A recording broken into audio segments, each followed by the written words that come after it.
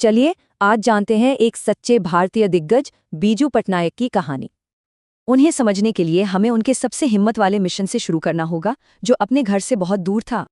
इसी एक दिलेर कारनामे ने उनका नाम हमेशा के लिए एक दूसरे देश के इतिहास में लिख दिया। और इससे पता चलता है कि उनका असर कितना गहरा था। इंडोनेशिया ने उन्हें अपनों में से एक मान लिया। उनकी बेखौफ शख्सियत के चर्चे तो भारत के पहले प्रधानमंत्री तक भी थे। अब देखिए, उनके उड़ने का तरीका ही अलग था। वो एक वर्ल्ड क्लास पायलट थे जो अपनी सूझबूझ से जहाज उड़ाते थे। उनके इस हुनर का इम्तिहान सबसे खतरनाक हालातों में हुआ, जब वो दुश्मन के इलाके में घुस जाते थे। तो खास बात यह है कि वो मित्र देशों के लिए लड़ भी रहे थे और अपने देश की आज़ादी के लिए भी। हवाई जहाज़ों पर उनकी पकड़ कमाल की थी, एक ऐसी काबिलियत जो बहुत कम भारतीय पायलटों में थी।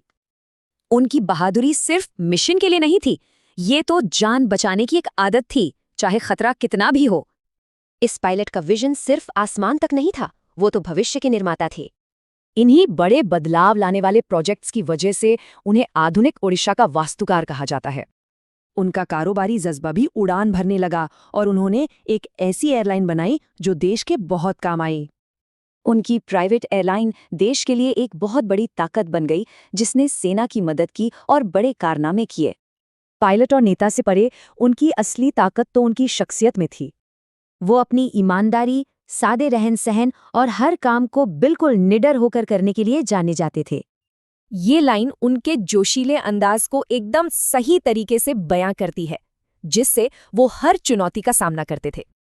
तो मुद्दा ये है कि एक ही इंसान में इन सभी भूमिकाओं का मिलना अविश्वसनीय रूप से दुर्लभ है। बीजू पटनायक की कहानी बताती है कि शायद इसका जवाब इन तीनों के एक शक्तिशाली मेल में है।